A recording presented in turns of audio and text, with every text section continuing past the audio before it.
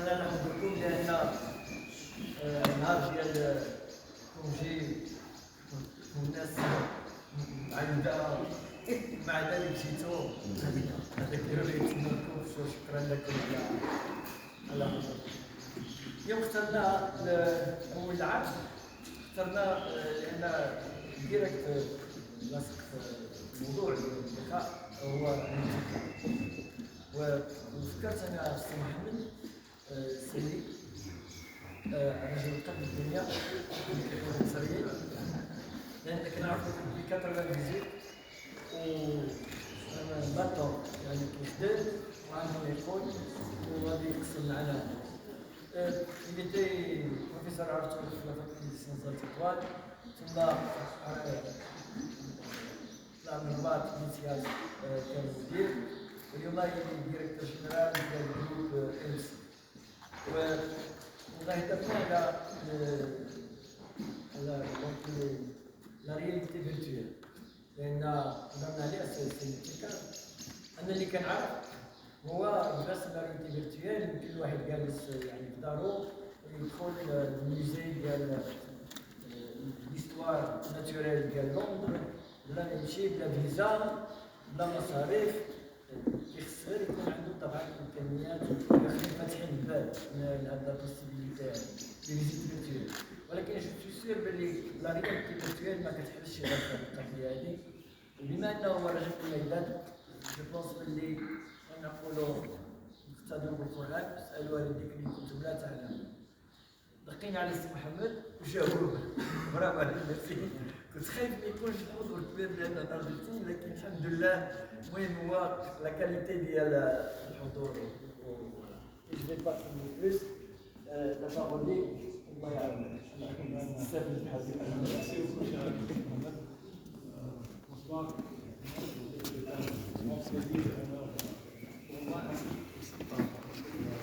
Mon institution d'être impliqué dans le Festival des sciences, dans cette édition qui est organisée sous le patronage de Sa Majesté le Roi. Et le thème que j'ai proposé pour cette conférence porte sur les technologies immersives pour l'éducation. Lorsqu'on parle de réalité virtuelle, c'est une composante, c'est une application parmi d'autres dans le domaine des technologies immersives qui aujourd'hui connaissent une vraie révolution, surtout avec l'avènement de l'intelligence artificielle et avec ChatGPT. Vous avez certainement utilisé ChatGPT pour différentes applications dans le domaine de l'enseignement aujourd'hui. Donc, sans parler, je vais passer rapidement. Avant de passer à la suivante, donc nous avons deux institutions. J'ai oublié de mentionner la deuxième, c'est le IDC Morocco. Peut-être que vous avez vu quelque part ici des roll-ups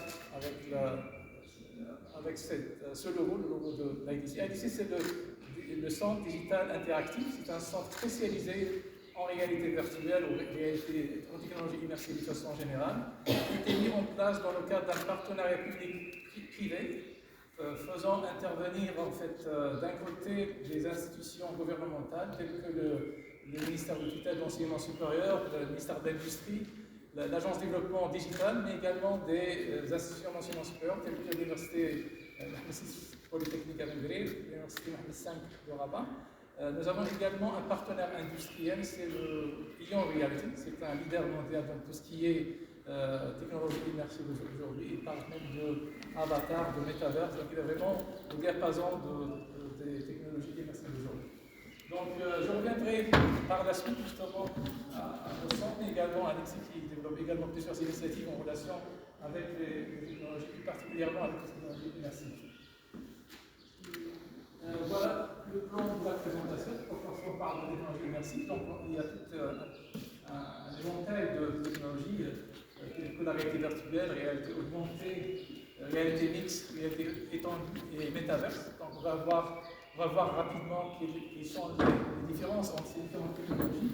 On va également voir un peu plus en détail les technologies qui en fait, supportent les technologies immersives, parce qu'en fait les technologies immersives représentent en quelque sorte un état de maturité de la technologie aujourd'hui, parce que le fait que le métaverse a été annoncé il y a 2 ans ce n'est pas fortuit, en fait, le temps a été bien choisi, en fait, puisque la technologie a atteint un niveau de maturité très développé, surtout avec tout ce qui est cloud computing, intelligence artificielle, réalité virtuelle, réalité augmentée, mais également l'électronique, parce que lorsqu'on parle de casque, il y a deux composantes très importantes pour les technologies immersives. C'est d'abord les applications qui sont développées, ce sont des applications logicielles 3D, surtout qui essaient de représenter des environnements 3D, mais vous avez également des casques qui vous permettent en fait d'avoir cette expérience immersive.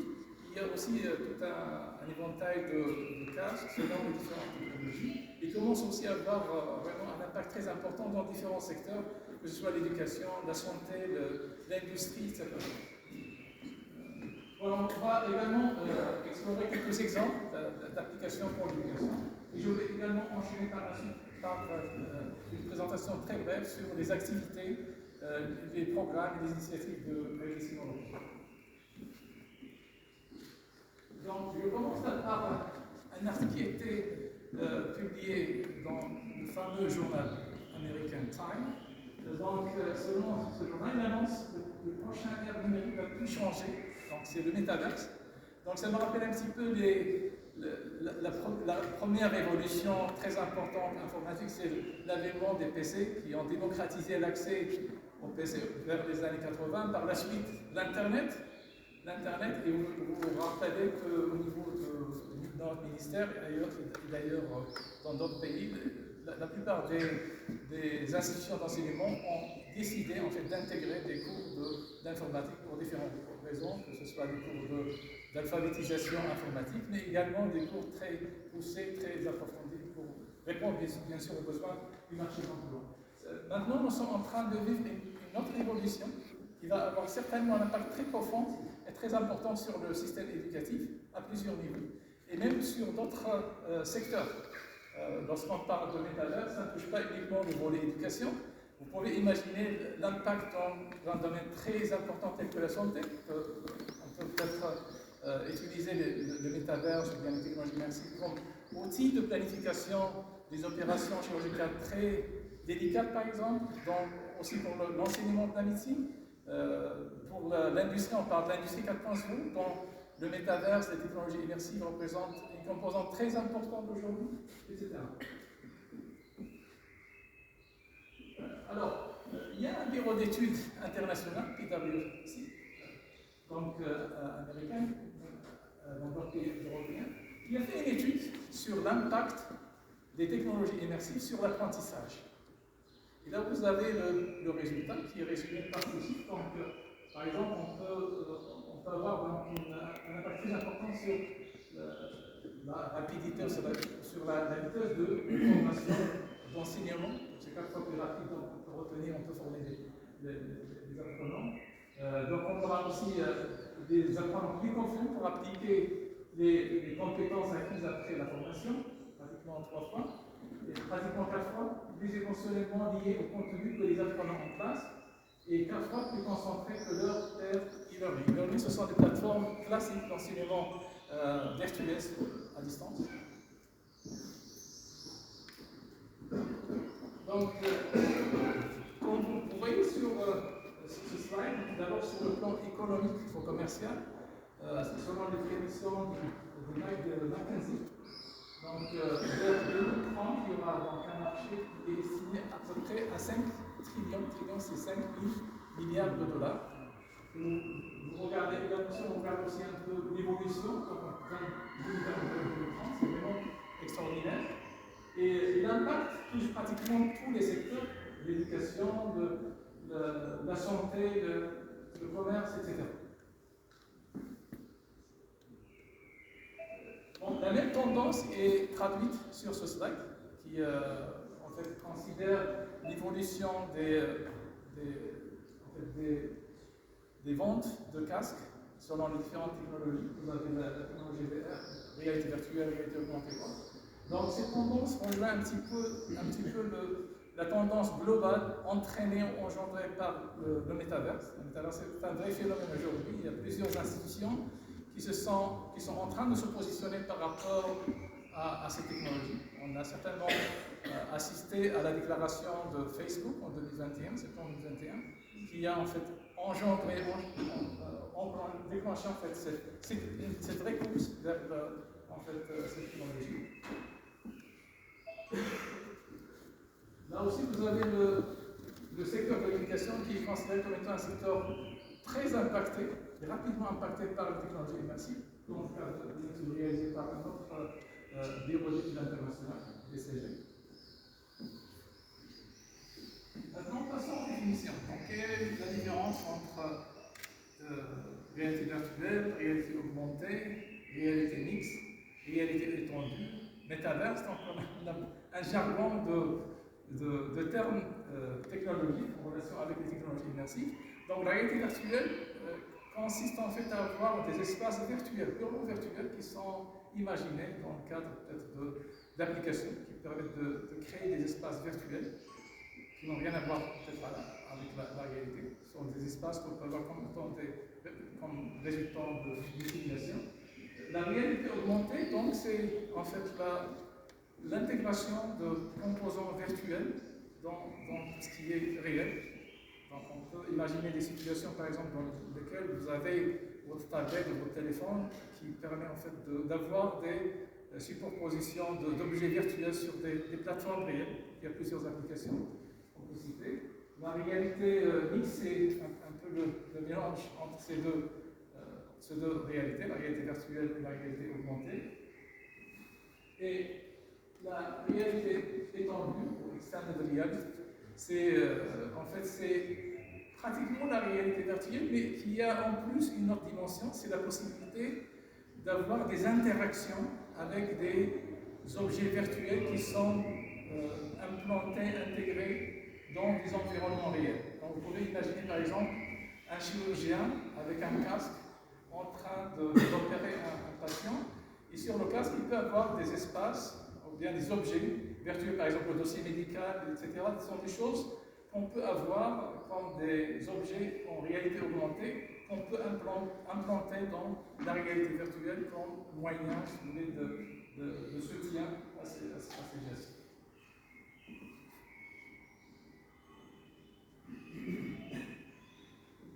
Alors, le Metaverse, c'est comme ça a été dit tout à l'heure, a été lancé officiellement par Facebook en septembre 2021. Mais le Metaverse, en fait, ne vient pas du vide. En fait, il se base sur l'existant, notamment sur l'état d'avancement des technologies immersives, en particulier le XR, la réalité étendue. En fait, il y a certains experts qui disent que en fait, le métaverse, ce n'est rien que le XR, ce n'est rien que la réalité étendue. Et lorsqu'on parle de réalité étendue, on peut également ajouter d'autres dimensions. On peut avoir aussi ce qu'on appelle des haptics. Donc, ce sont des machines qui vous permettent également d'avoir d'autres sensations, à part, bien sûr, les sensations qu'on peut avoir avec la réalité virtuelle ou la réalité augmentée. Sur le plan historique, le métaverse faisait partie de la science-fiction. D'ailleurs, il y a eu un roman, un livre qui a été publié en 1990, qui parlait du métaverse dans le cadre d'un livre de science-fiction. George Orwell avec son roman 1948, etc., qui prédisait en quelque sorte l'avènement des technologies immersives, mais au-delà de ces technologies, en fait, l'avènement des espaces virtuels qui couronnent en fait le développement technologique avec une technologie presque parfaite, virtuelle, qui permet d'avoir des immersions parfaites avec les différentes sensations qu'on peut peut-être exploiter dans le cadre de ces environnements virtuels. Alors, si on regarde un petit peu plus en détail sur les composantes technologiques qui sont nécessaires pour construire un métaverse, il y a vraiment plusieurs composantes, plusieurs technologies qui sont aujourd'hui nécessaires, que ce soit le cloud computing pour le stockage, pour le traitement des données, les big data, les données massives, l'intelligence artificielle. Vous avez également tout ce qui est hardware, les casques. Vous avez aussi besoin d'ordinateurs. Vous avez plein de choses mais également sur le plan software ou logiciel, vous avez d'autres considérations qu'il faut tenir en compte, telles que la sécurité informatique. Il y a d'autres dimensions qu'il faut également intégrer, notamment des dimensions sociales qui n'ont rien à voir avec la technologie.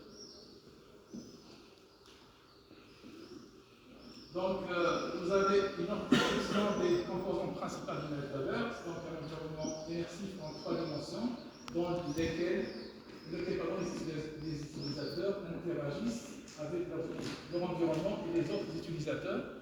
Une plateforme dans laquelle le monde virtuel et le monde physique peuvent être liés. Donc, il y a cette liaison entre monde réel et monde physique. Vous avez également les différentes versions du web. Donc, vous êtes certainement familiarisé à un certain niveau avec les technologies web, au moins à travers les applications web que vous utilisez pour consulter votre email ou autre. Il y a plusieurs versions, plusieurs technologies et plusieurs générations. On parle de Web 1.0 qui c'est la version basique qui était lancée initialement, Web 2.0 qui permet aussi d'intégrer la dimension réseaux sociaux. Et la dernière version, c'est Web 3.0. C'est une version dédiée à tout ce qui est métaverse, à tout ce qui est applications immersives. Donc on peut imaginer, donc très bientôt, on aura des applications qui vous permettent de consulter des applications virtuelles sur des casques. Donc on va passer des plateformes 2D, que ce soit des plateformes tablettes, smartphones et autres, à d'autres plateformes qui donnent aussi cette expérience immersive.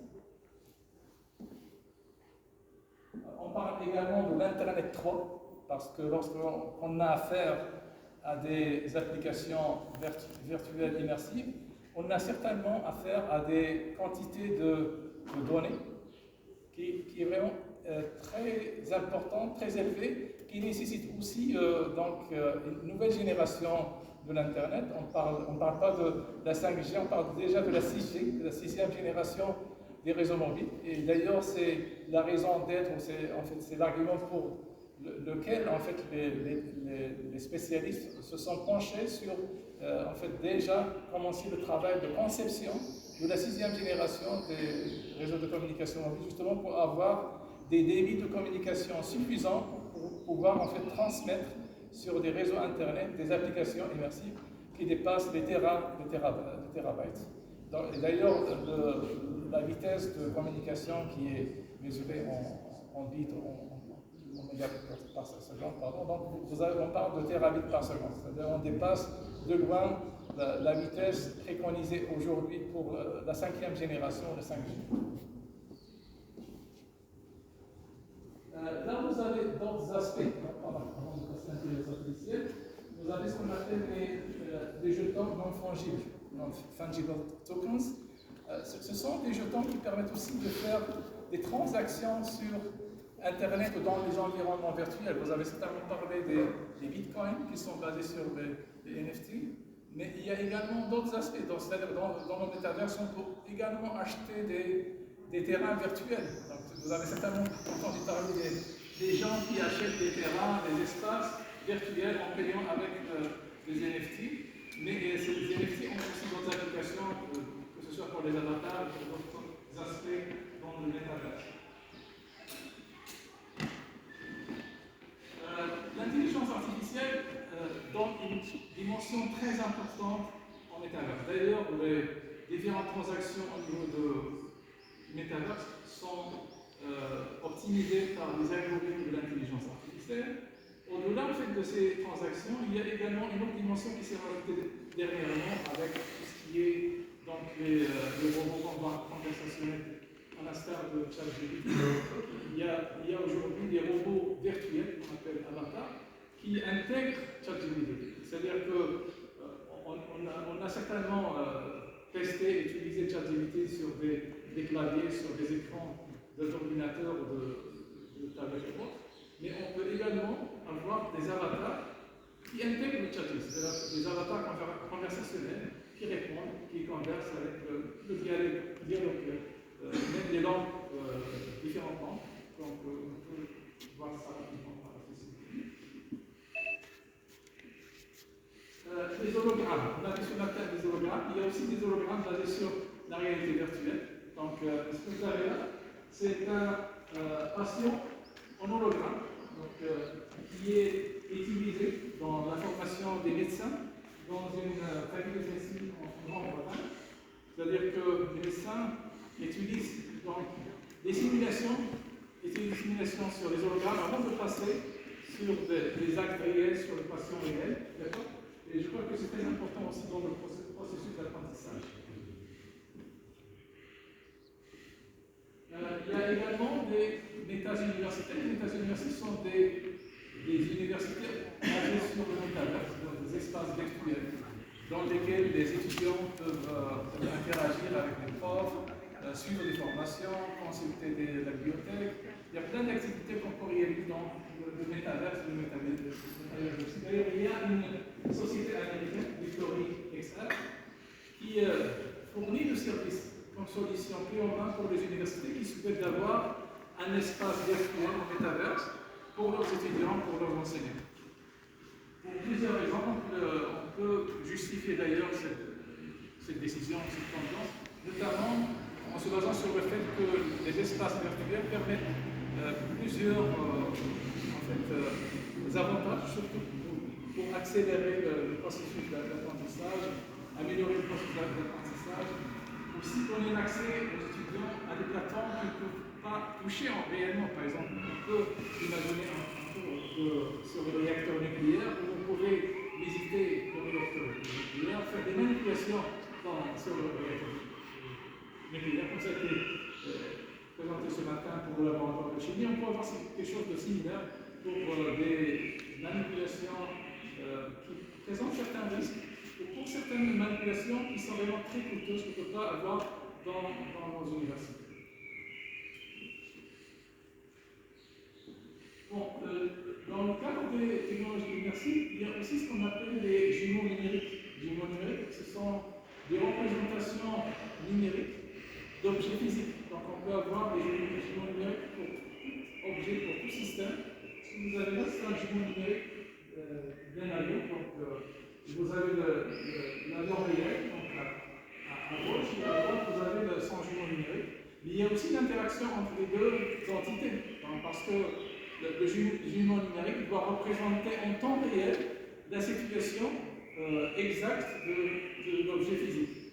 Et de ce fait-là, vous avez des échanges de données qui permettent en fait d'adapter la situation dans l'environnement virtuel à la situation réelle dans l'objet physique.